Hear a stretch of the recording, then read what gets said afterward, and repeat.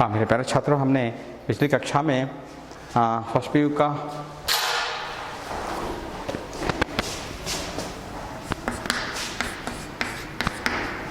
First PU सी हिंदी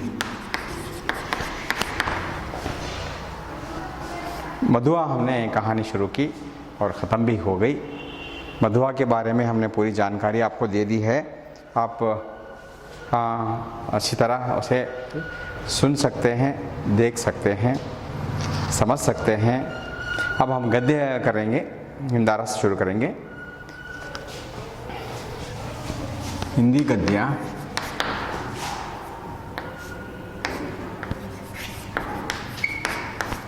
निंदारस क्या? निंदारस हरिशंकर परसाई।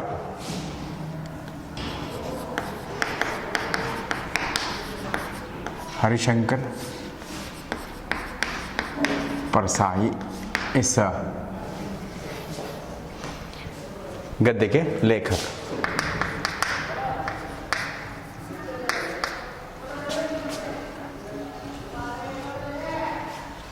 हरिशंकर परसाई जी इस गद्य के लेखक हैं। निंदारस गद्य है।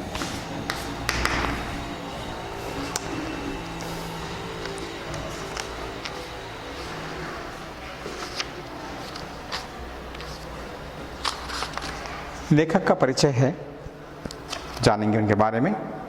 22 अगस्त 1924 में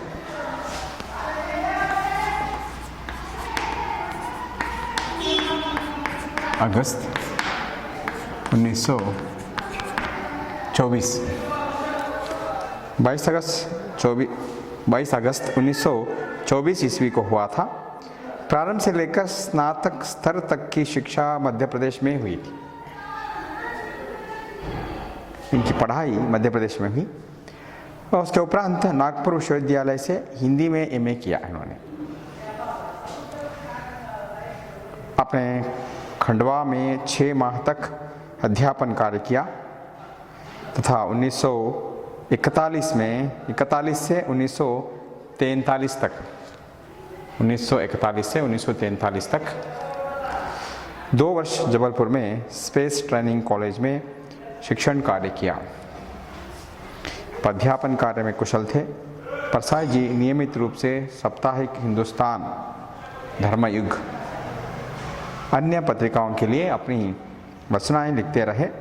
इनका निधन 10 अगस्त 1995 में हुआ। 1995 में आपकी मृत्यु हुई।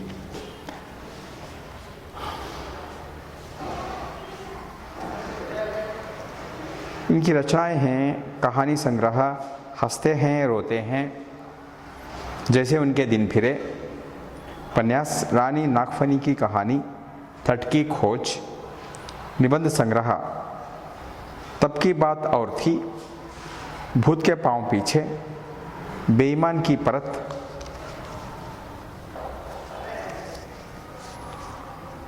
पगडंडियों का ज़माना, सदाचार की तावीज़, शिकायत मुझे भी है और अंत में। इतने सारे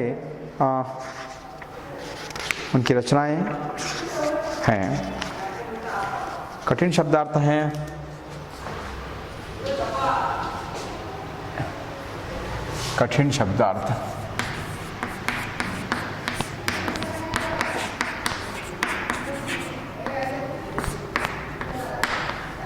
कठिन शब्दार्थ निमग्र लीन,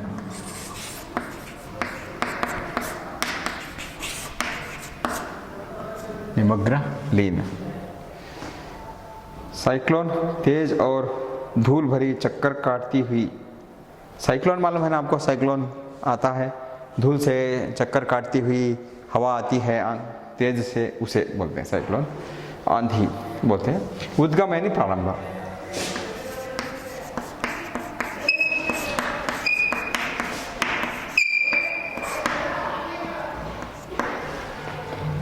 उद्गम यानी प्रारंभ।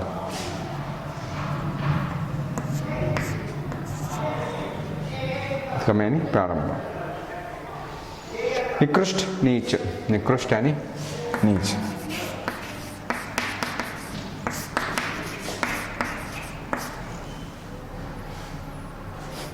मिशनरी लगन, तत्परता, मिशनरी।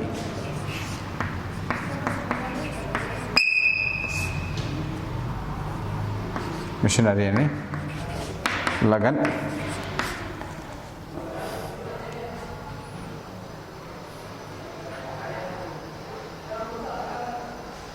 बहुजन हिताय, अधिकाधिक व्यक्तियों की भलाई के लिए। बहुजन हिताय।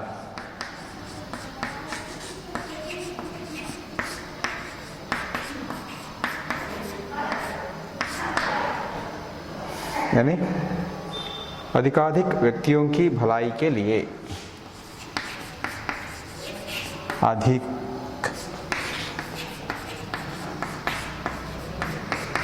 व्यक्तियों की भलाई के लिए। अधिक व्यक्तियों की भलाई के लिए।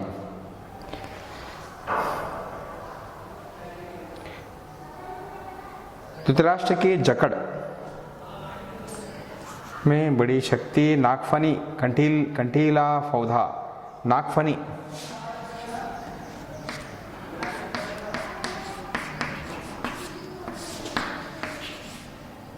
कंटीला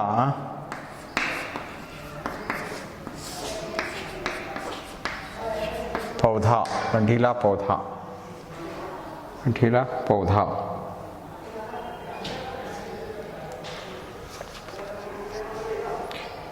एक विशेष प्रकार का कैक्टस बोलते हैं उसे, एक प्लांट उसमें बहुत सारी कांटें होती हैं, उसे नागफनी बोलते हैं। धराशायी करना, पराजित करना।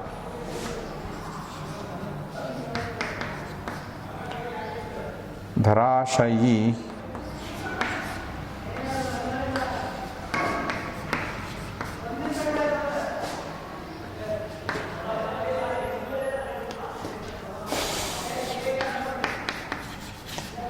पराजित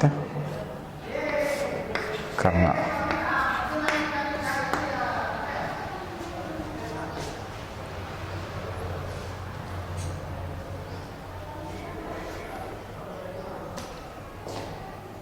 जमीन पर लेटना, पराजित करना। मतलब ये ट्रेड यूनियन है, श्रमिकों के हितों की ट्रेड यूनियन।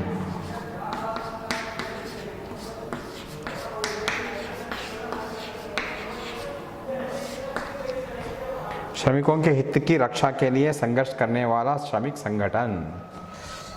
आपको इतना लंबा की जरूरत नहीं। श्रमिक संगठन।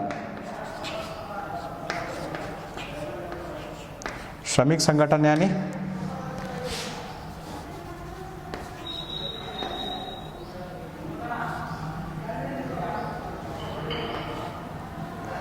श्रमिक संगठन। ये गद्य में आने वाले कठिन शब्दार्थ हैं। निंदारस, व्यंग्य रचना निंदारस एक सुंदर कलाकृति है। एक सुंदर कलाकृति निंदारस है।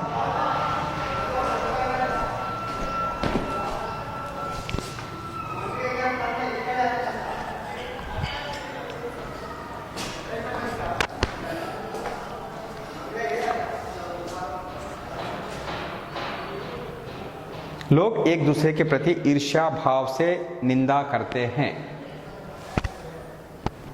एक दूसरे से निंदा करना, बातें करना, टीज करना, इसे निंदा बोलते हैं। कुछ लोग अपने स्वभाववश अकारण ही निंदा करने में रस लेते रहते हैं। ऐसे एक व्यक्ति के बारे में कुछ अनाप शनाप बोलना, उसमें कोई कमजोरी को बढ़ा चढ़ाकर बोलना, हंसना, मजाक उड़ाना, ये कुछ लोगों में आदत रहती है और लोग उसका मज़ा लेते हैं। और कुछ लोग अपने आप को बड़ा सिद्ध करने के लिए दूसरों की निंदा करने में लगे रहते हैं। अपने आप को बड़ा करने के लिए दूसरों की निंदा करते रहते हैं। वो ऐसा है, वो ऐसा है, वो कुछ नहीं, ऐसा वैसा। उसको छोटा करने से अब ये बड़ा हो गया, ऐसा अपने आप को समझते हैं।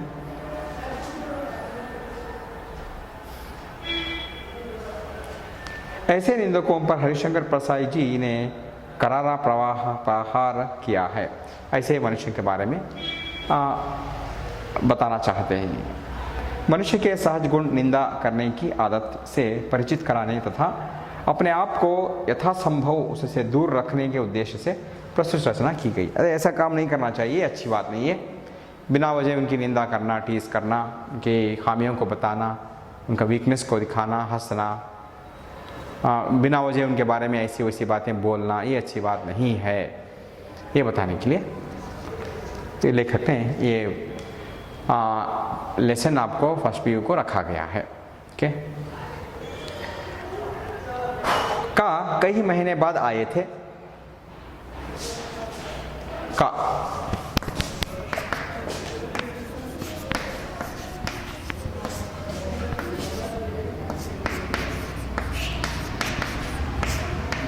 लेखक के दोस्त का नाम,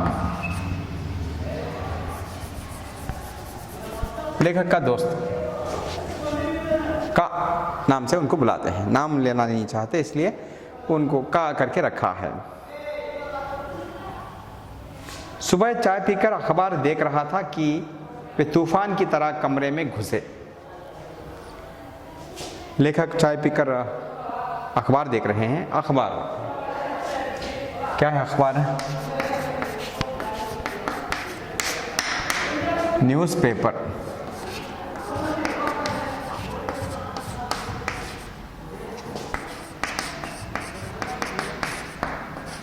न्यूज़पेपर, अखबार यानी न्यूज़पेपर देख रहे थे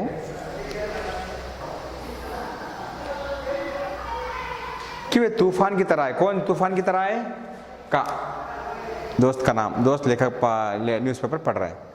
ये कहीं से तूफान की तरह अंदर घुसे, साइक्लोन की तरह मुझे अपनी भुजाओं में जकड़ा तो मुझे धृतराष्ट्र की भुजाओं में जकड़े भीम की पुतले की याद आ गई।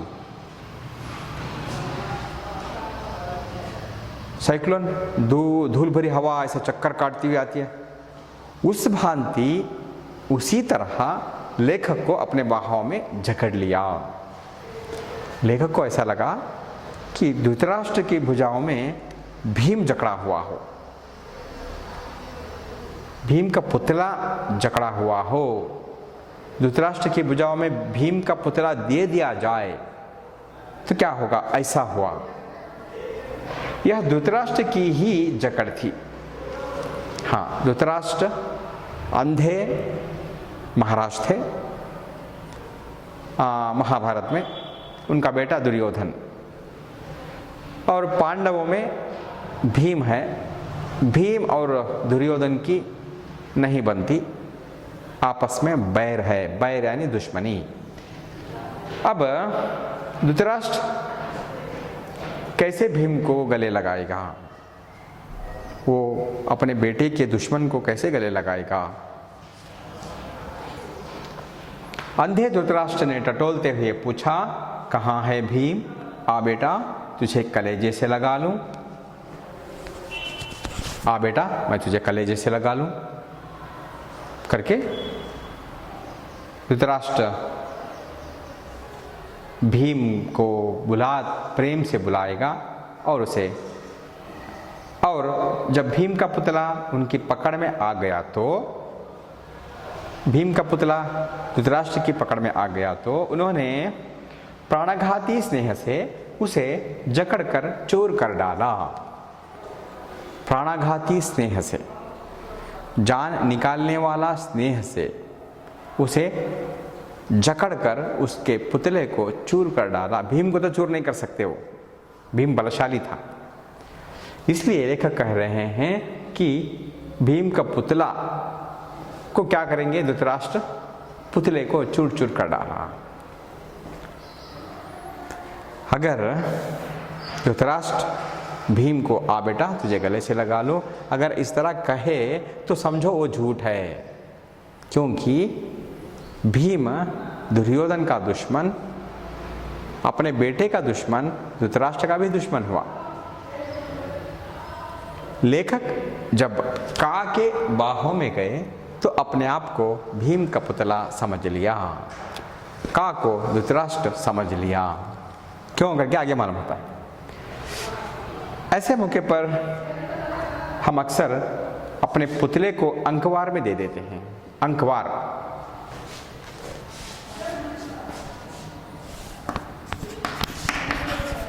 अंकवार, स्केलेटन,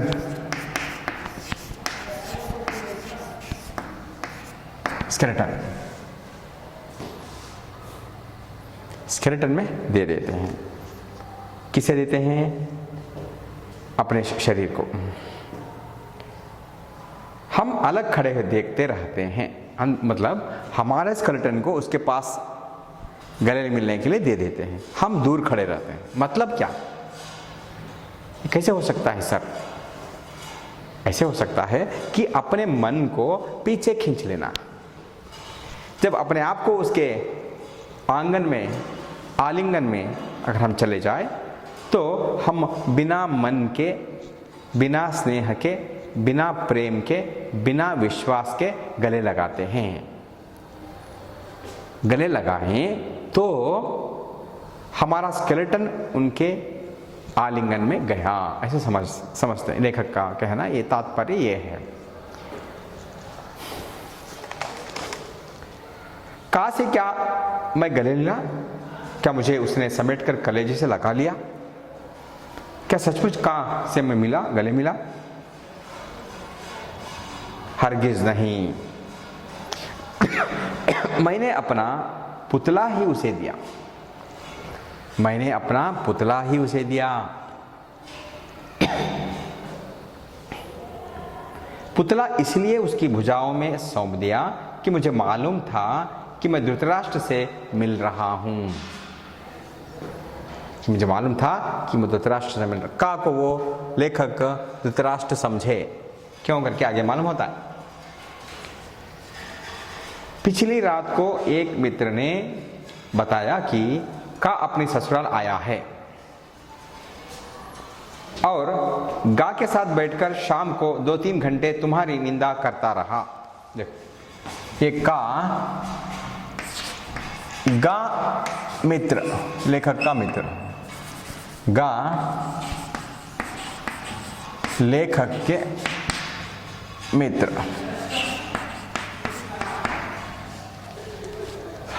का पिछली रात को आया था, गा के साथ बैठकर 2-3 घंटे लेखक की निंदा करता रहा।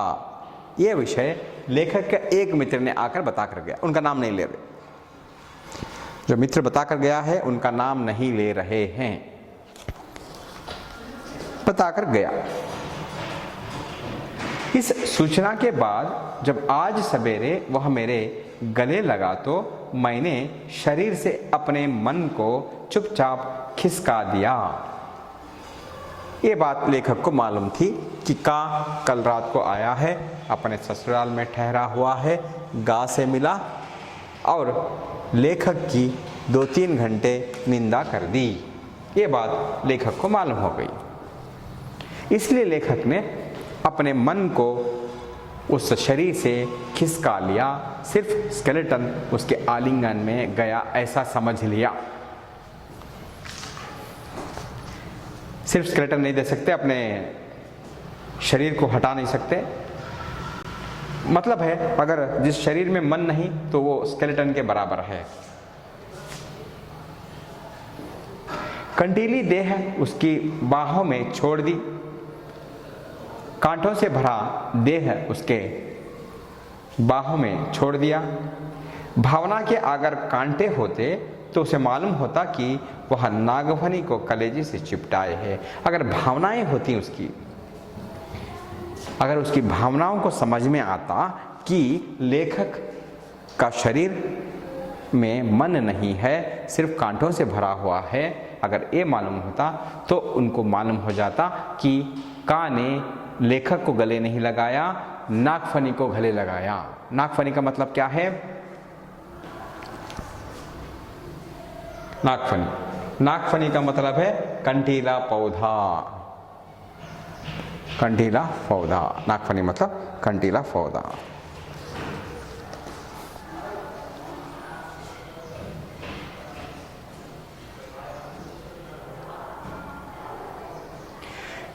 वह मेरा दोस्त अभिनय में पूरा है, वो मेरा दोस्त अभिनय में पूरा है। उसके आंसू भर नहीं आए, बाकी मिलन के हर्षोल्लास के सब चिन्ह प्रकट हो गए। बाकी चिन्ह, उसके आंसू भर नहीं आए,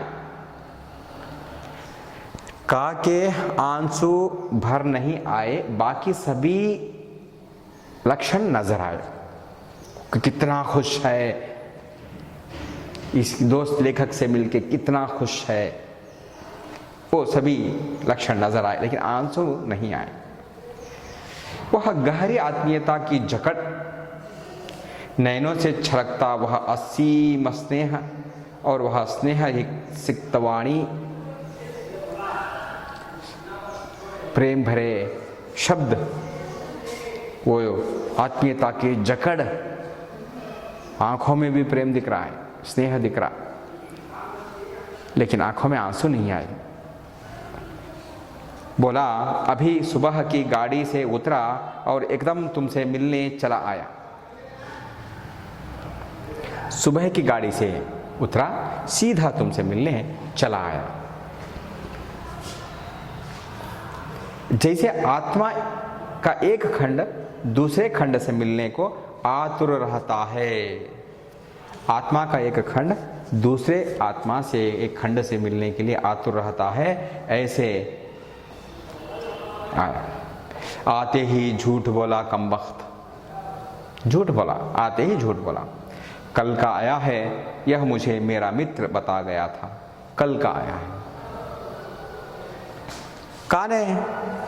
लेखक को उनके मित्र ने बता दिया था ये कल आया है करके, लेकिन ये आकर अभी बोल रहा है मैं सुबह की गाड़ी से आया, मैं तुम्हें मिलने के लिए सीधे तुम्हारे घर आया, ऐसा बता रहा है। इस झूठ में कोई प्रयोजन शायद उसका ना रहा हो।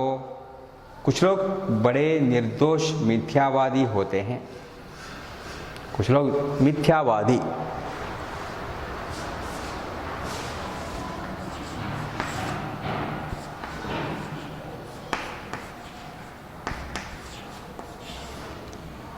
मिथ्यावादी, झूठ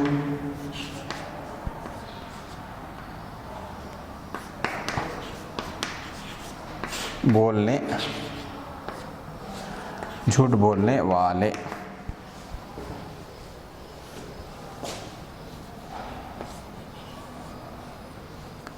झूठ बोलने वाले।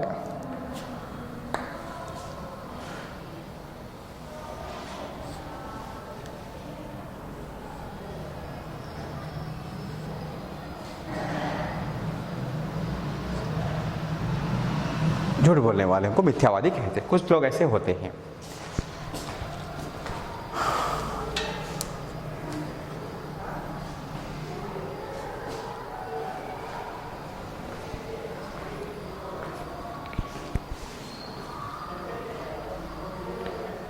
वे आदतन प्रकृति के वशीभूत झूठ बोलते हैं, आदतन झूठ बोलते हैं, प्रकृति के वशीभूत झूठ बोलते हैं। इसका मतलब है प्रकृति कैसे सहज है, बरसात होती है, गर्मी होती है, ठंड होती है, प्रकृति है ना, झूठ नहीं, ये प्रकृति है, सहज है। इस तरह झूठ बोलते हैं। जैसे कि हवा, बरसात, गर्मी, ठंड नेचुरली है, उसी तरह नेचुरली झूठ बोलते हैं।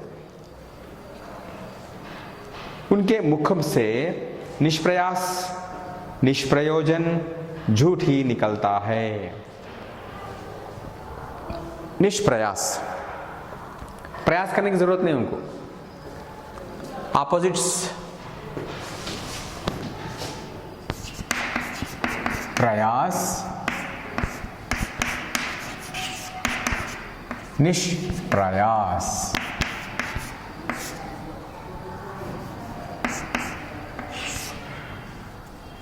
प्रयास, निष्प्रयास।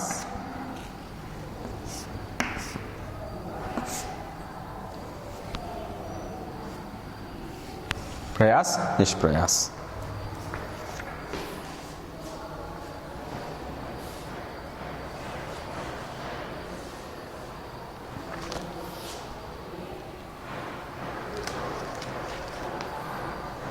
निष्प्रयोजन झूठ ही निकलता है।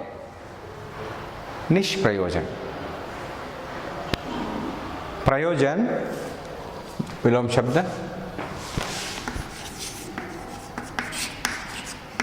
विलोम शब्द,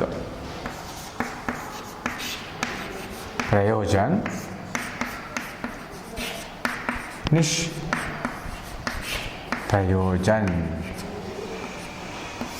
के ये विलोम शब्द है इसमें आने वाले। इसमें आने वाले विलोम शब्द थे। निष्प्रयोजन झूठ बोलते हैं, हमारा कुछ प्रयोजन हो या ना हो झूठ बोलना, बिना प्रयोजन के झूठ बोलना। कोई लाभ हो तो झूठ बोलते हैं, बिना लाभ के भी झूठ बोलना, उसे निष्प्रयोजन।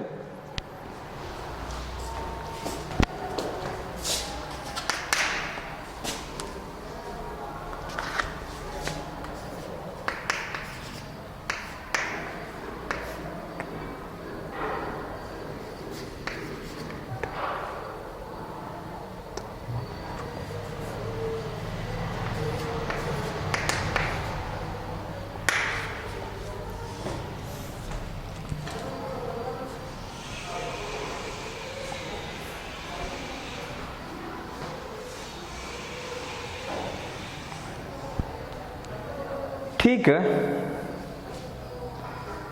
अगर वे बंबई जा रहे हैं और उनसे पूछे तो वे कहेंगे कलकत्ता जा रहा हूं, ऐसे झूठ बोला। मैं बंबई जा रहा हूं तो वो पूछा मैं कलकत्ता जा रहा हूं क्या बताया, ऐसी आदत वाले चुप ऐसे ही झूठ बोलना, सच बोलते ही नहीं।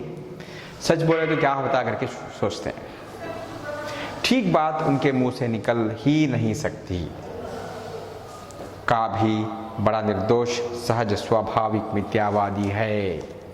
कौन? का महाशय, ये महाशय बड़े मिथ्यावादी हैं, झूठ बोलने वाले इंसान हैं, बहुत बड़े आसानी से झूठ बोलने वाले। वो बैठा, कब आए, कैसे हो वगैरह के बाद उसने गा की निंदा आरंभ कर दी। का पिछली रात को आए थे, ससुराल में थे, गा से मिले थे। इन गा के पास लेखक के बारे में 2-3 घंटे निंदा करते रहे। अब सुबह का लेखक के पास आए हैं, अभी बोले कि अभी गाड़ी से आया। लेखक को मालूम था कि वो कल ही आया है और लेखक के बारे में बहुत कुछ बताया है ऐसे ही। अब उन्होंने क्या किया, कहा लेखक से मिलकर गा की निंदा शुरू कर दी। गा के बारे में निंदा करना शुरू कर दिया। मनुष्य के लिए जो भी कर्म जघन्य हैं वे सब गा पर आरोपित करके उसने ऐसे गाढ़े काले तारकोल से उसकी तस्वीर खींची। तारकोल,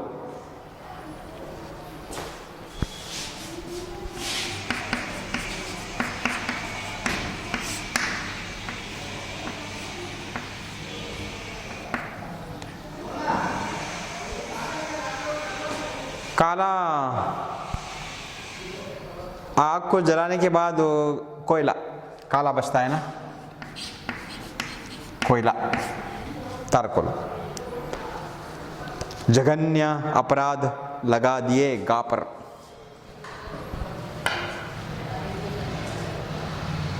जो भी जघन्य है उसके कर्म जघन्य हैं, जो नहीं काम करना चाहिए वो सभी काम इसने किया, सभी आरोप लगाए।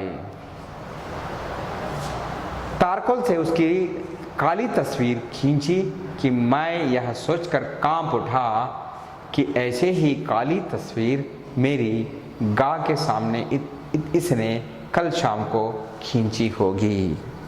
लेकिन क्या सोच रहे हैं, कल इनसे मिलकर मेरे बारे में इसी तरह की काली तस्वीर बना दी होगी, काली तस्वीर बना दी होगी करके सोचे।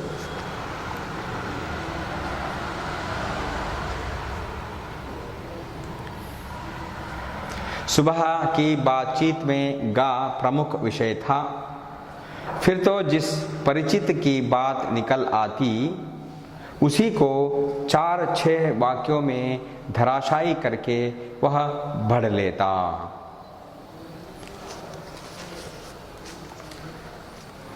फिर तो जिस परिचित की बात निकल आती, जिसकी बात निकल आती थी, उसी को 4-6 वाक्यों में धराशायी करके गिरा के, किसका नाम बीच में आता, उसको धराशायी करना, बातों से, निंदा से, टीज से, उसको मार कर सुला देना, बातों की मार सुला देता।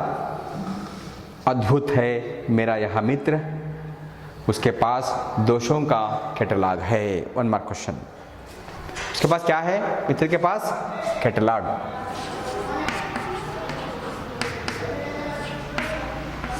कैटलॉग है, कैसा? दोषों का कैटलॉग।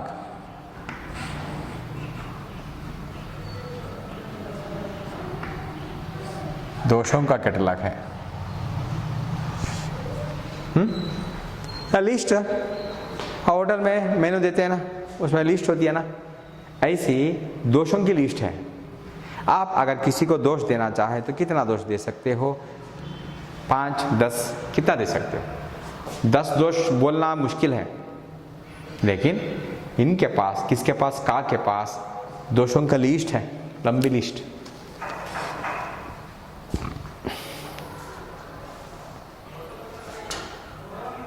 कैटलॉग है। मैं अपने विरोधियों का नाम लेता गया और वह उन्हें निंदा की तलवार से काटता चला।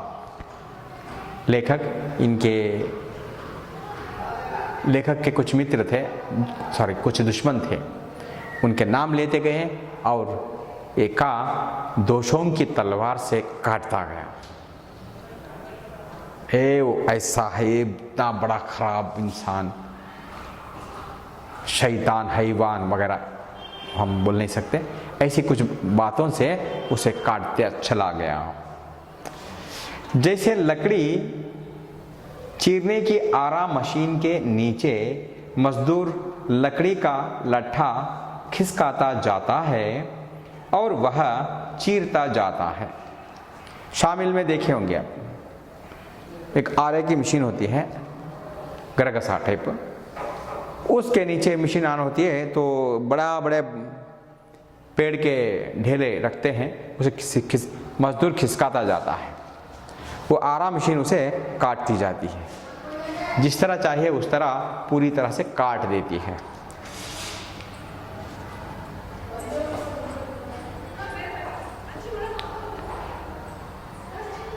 वैसे ही मैंने विरोधियों के नाम एक एक कर खिसकाए और वह उन्हें काटता गया। विरोधियों के नाम लेता गया और वो खिसकाता गया, वो काटता गया। खिसकाना मतलब वो आरा मशीन में अंदर खिसकाना, वो मशीन उसको काट काट के फेंकती है। कैसा आनंद था दुश्मनों को रणक्षेत्र में एक के बाद एक कटकर गिरते हुए देखकर योद्धा को ऐसा ही सुख होता होगा। दुश्मनों को रणक्षेत्र में कटते गिरते हुए देखकर योद्धा को खुशी होती है, क्यों नहीं होती? अगर वो कटकर नहीं गिरेंगे तो ये कटकर गिर जाएगा युद्ध में, इसलिए योद्धा अपनी रक्षा के लिए उनको काटता चला जाता है। उसी तरह लेखक के मित्रों को शत्रुओं को, जो उनके दुश्मन थे, उनके नाम लेते गए और उनको काटता चला गया। मतलब निंदा के शब्दों की काट, शब्दों से काटता गया, सचमुच नहीं। मैंने मन में गतरात्रि के उस निंदक मित्र के प्रति मैल नहीं रहा। दोनों एक हो गए। भेद तो रात्रि के अंधकार में ही मिटता है। लेखक और दोनों एक हो गए, इसलिए कि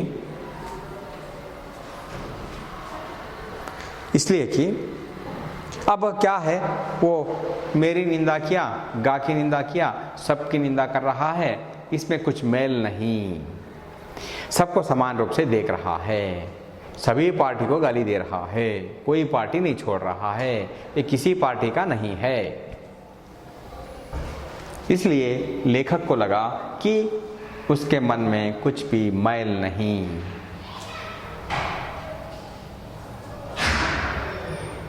निंदा का ऐसा ही भेदनाशक अंधेरा होता है। 3-4 घंटे बाद जब वह विदा हुआ तो हम लोगों के मन में बड़ी शांति और तुष्टि थी। 3-4 घंटे बैठकर सबकी निंदा करता रहा, सबके बारे में बताता रहा, और वो चला गया तो एक तरह की संतृप्ति लेखक को मिली कि चलो भाई, ये सबकी निंदा करता है, हमारे दुश्मनों की भी निंदा किया और मित्रों की भी निंदा की, किसी को नहीं बख्शा। निंदा की ऐसी ही महिमा है। तो हमारा क्वेश्चन, निंदा की कैसी महिमा? निंदा की ऐसी ही महिमा है। 2-4 निंदकों को एक जगह बैठकर निंदा में निमग्न देखिए और तुलना कीजिए कि 2-4 ईश्वर भक्तों से जो रामधुन लगा रहे हैं, अब निंदा करने वालों को देखिए कैसे वो सब एकजुट होकर निंदा कर रहे हैं। सब जुट, कितनी एकाग्रता से, कितनी निमग्नता से निंदा कर रहे हैं, कितनी एकता है उनमें। उसी जगह 4 भक्तों को देखिए, दोनों में कितना अंतर है। एकाग्रता ईश्वर भक्तों से जो रामधुन लगा रहे, निंदकों की सी एकाग्रता, परस्पर आत्मीयता, निमग्नता भक्तों में दुर्लभ है। ऐसी भक्तों में दुर्लभ है। भक्तों में इतनी निमग्नता नहीं, एकाग्रता नहीं, इतना प्रेम नहीं, लेकिन निंदकों में इनसे कहीं ज़्यादा प्रेम, एकाग्रता, निमग्नता है। इसलिए संतों ने कहा है, निंदकों को आंगन कुटी छबाए पास रखने की सलाह दी है। इसलिए निंदकों को कुटी छबाए, अपने आंगन में कुटिया बनाकर दे दो करके कबीरदास बताए। निंदकों को अपने पास रखो, अपने आंगन में घर बनाकर दे दो, क्योंकि वो आपको धो डालेंगे। कैसे धो डालेंगे? मतलब मारेंगे नहीं, बिना साबुन के, बिना पानी के आपको शुभ्र करेंगे। आपने जो खामियां हैं उसे सब बता बता कर हंसेंगे, आपको मौका देंगे कि वो खामियां आप दूर कर सकते हैं। ये मतलब कबीरदास जी का था।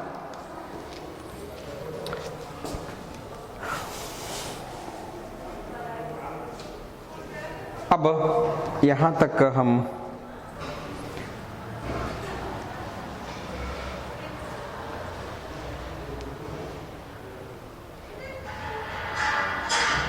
सलाह दिया, यहाँ तक रुकते हैं।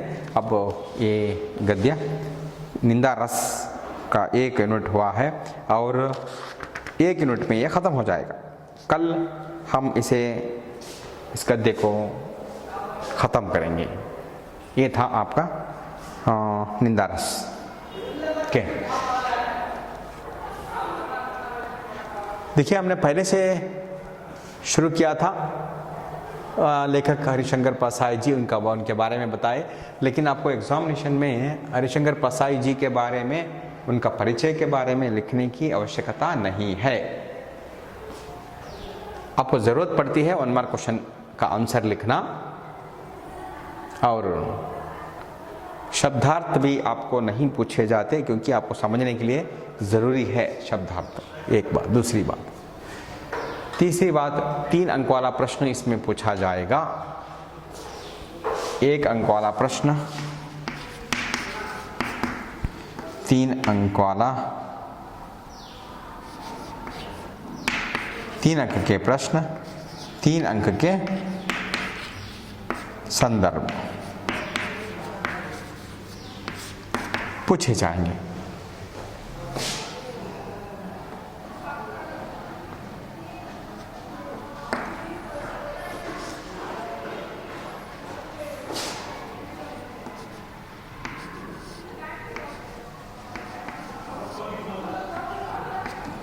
तीन अंक के संदर्भ भी दिए जाएंगे और ग्रामर पॉइंट्स भी इसमें पूछा जाएगा। और आगे अगली क्लास में हम और आगे बढ़ते हैं और हमें अगला भाग हम आपको पूरा कहानी ख़त्म हो जाएगी अगले भाग में, इसके बारे में फिर हम चर्चा करेंगे। धन्यवाद।